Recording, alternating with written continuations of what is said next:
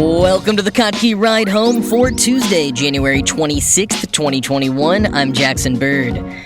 New DNA analysis upends some long-held assumptions about the evolutionary background of direwolves.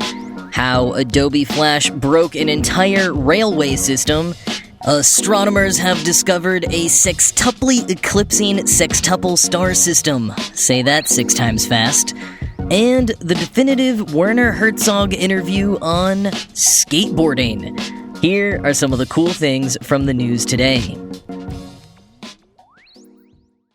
You may mostly be familiar with direwolves from Game of Thrones, but they're not merely a figment of George R.R. Martin's or a mythological creature.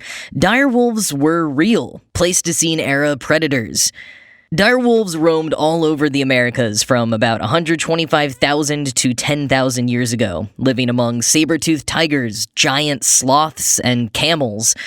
They had large teeth, specialized for cracking into bones, and preyed mostly on large herbivores.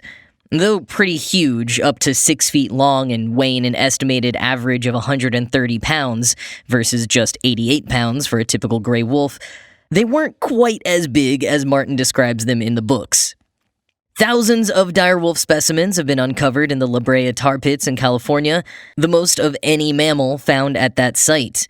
And over the years, the working theory has been that direwolves are closely related to gray wolves from Eurasia, who crossed the Bering Land Bridge to join the direwolves in North America at some point.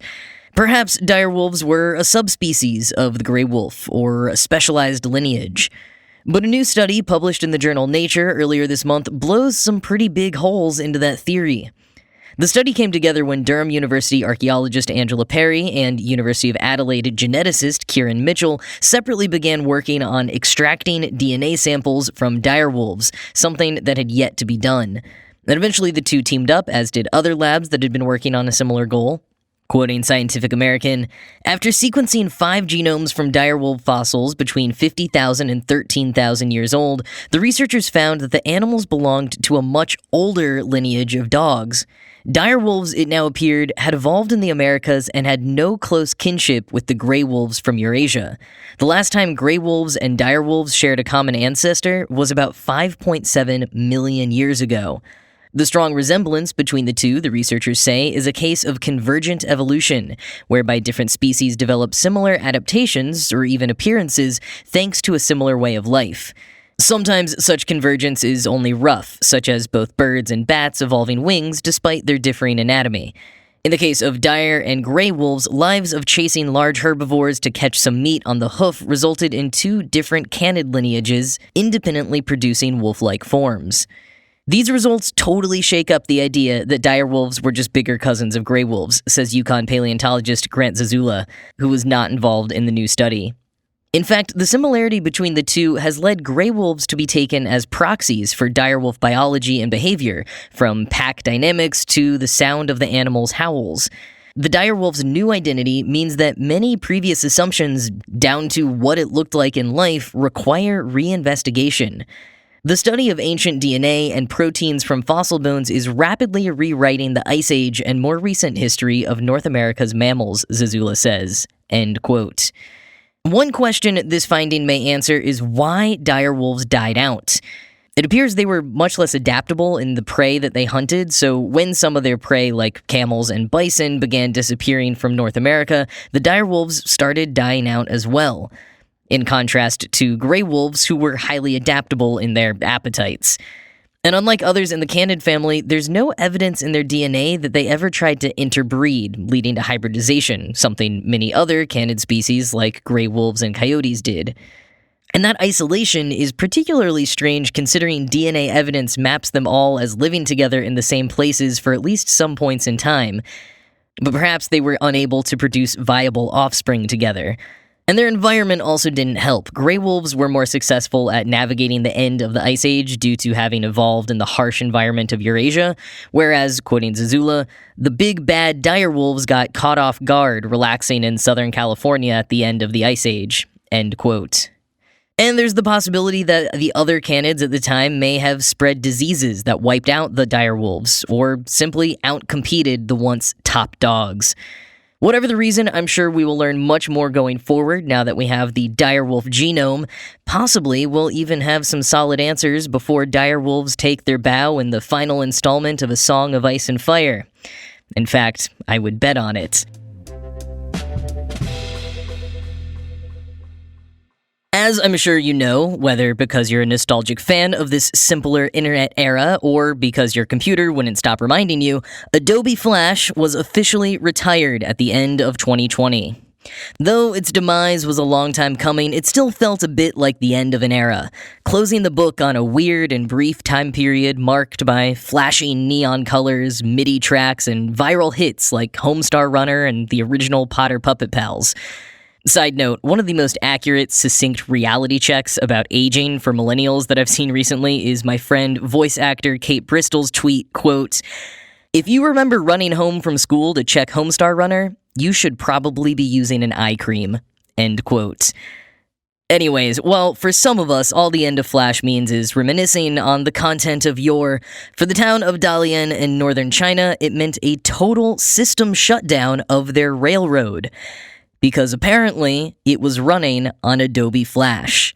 Quoting Apple Daily, "Tuesday's chaos arose after China Railway Shenyang failed to deactivate Flash in time, leading to a complete shutdown of its railroads in Dalian, Liaoning province.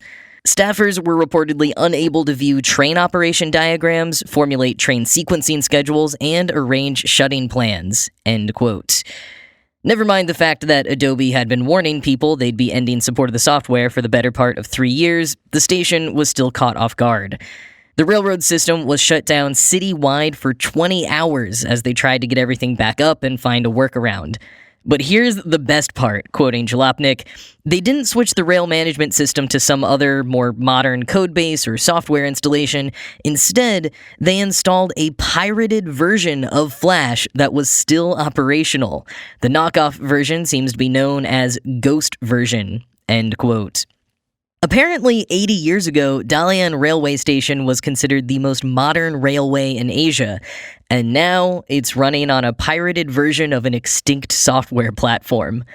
Though, as Jalopnik points out, at least they won't need an emulator to enjoy Homestar Runner in its original glory.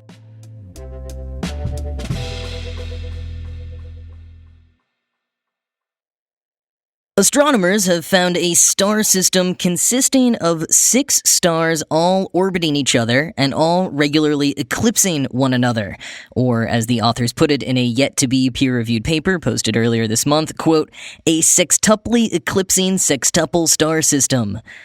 It's just under 2,000 light-years away from Earth, so telescopes can't quite make out its individual stars, but the bright light that they give off when blurred together was observed dimming and brightening in a unique pattern thanks to the stars' eclipsing of one another.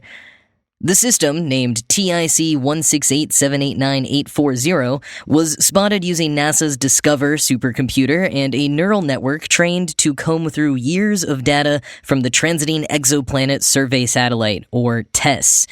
TESS looks for dimming and brightening in stars, and the neural network then looked for unique light change patterns. The authors said, quote, "TESS has allowed us to find well over 100 such candidate multi-star systems to date, with the analysis of another sextuple system to follow this in the near future." End quote.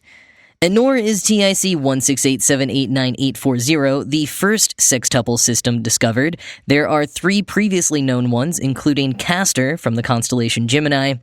While there are multiple ways for sextuple star systems to organize themselves, the astronomers say this new find is similar to Castor. Quoting Space.com, "There are 2 inner pairs of stars each whipping around in tight circles. The first pair completes a binary orbit every 31 hours, and the second every 38 hours. And those binaries, the inner quadruple, complete a circuit around a common center about once every 3.7 years. Compared with the inner couples, the outer binaries' 2 stars are less cozy with each other, turning a binary orbit only once about 197 hours.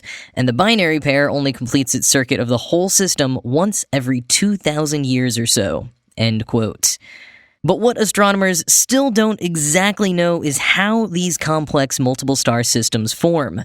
However, discoveries like this one and the future ones to come that the researchers teased in their paper may help shed light on that mystery. Werner Herzog, legendary German film and opera director, screenwriter, and actor. He gave us Nosferatu the Vampire, Heart of Glass, and Rescue Dawn. And now, for some inexplicable reason, a heartwarming 3.5-minute YouTube interview about skateboarding. Skateboard magazine Jenkem managed to bag a video interview with the film giant, and honestly, it's so good, I really wish they'd release the extended cut. When Jenkem writer Ian Michna kicks off the interview, he asks Herzog what he thought when he was approached by a skateboard magazine. Herzog says that at first he was puzzled because he knows nothing about the scene, but then he also had the feeling, quote, "That's my kind of people." And honestly, both Herzog and Michna kinda have a point. Here's how Michna explained it on Jenkem, quote, "Werner has no background in skating, but I believe he is one of us. This suspicion started a couple years ago when I stumbled upon Werner Herzog, A Guide for the Perplexed. Not knowing much about him, I skimmed the back cover, which eerily read like a skater's manifesto. Werner preaches maxims like getting the shot by any means necessary, carrying bolt cutters everywhere, and thwarting institutional cowardice with guerrilla tactics. His film school teaches lockpicking, forgery, and his entire career has been built on a DIY approach to life. His craft banged into existence through decades of trial and failure." End quote. And when he puts it that way, I get it. Herzog begins the interview by bringing up the good point that skateboarding didn't even exist yet when he was a kid growing up in Bavaria in the 1940s. Skateboarding didn't get started until the 1950s in California, and skateboards weren't really being manufactured on a large scale until about the 60s. So ski jumping was how he and his peers got their kicks as kids, but maybe had he been born in another era, Herzog would have been a punk skater.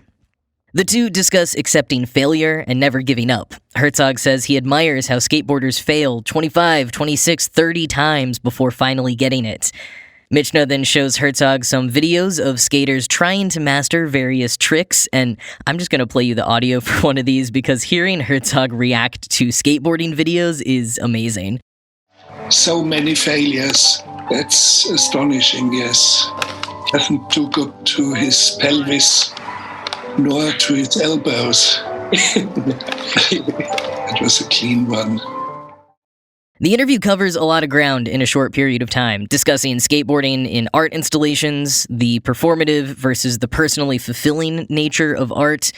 And sometimes Herzog just shuts questions down, like when asked if he's ever fallen in love with a particular camera, and he just bluntly says, "No," and they move on.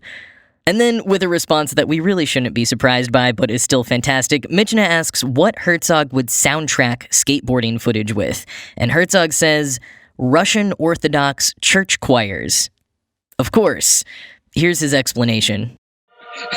Something of that create this kind of strange feeling of space and sacrality. So what they are doing is special, bordering the sacred.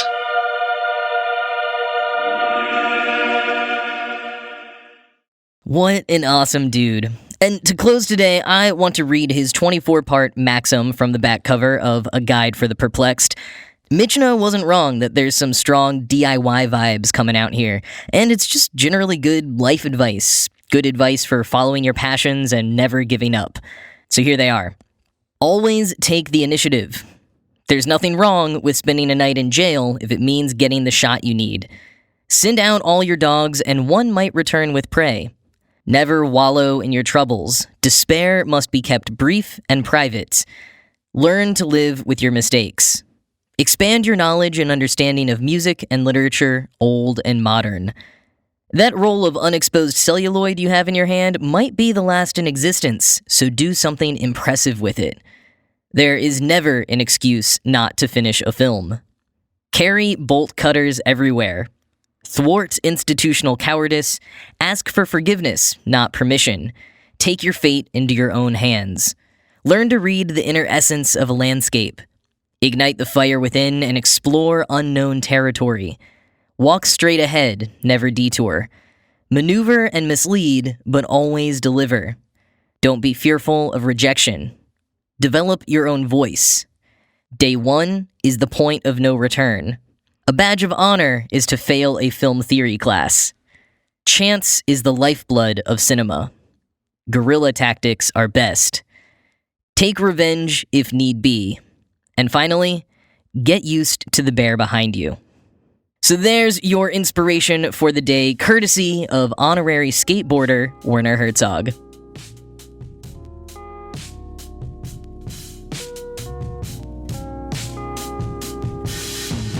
That is all for today. As always, this show was produced by Ride Home Media and Kottke.org. I am Jackson Bird, and I'm going to go start a new line of WWWHD bracelets.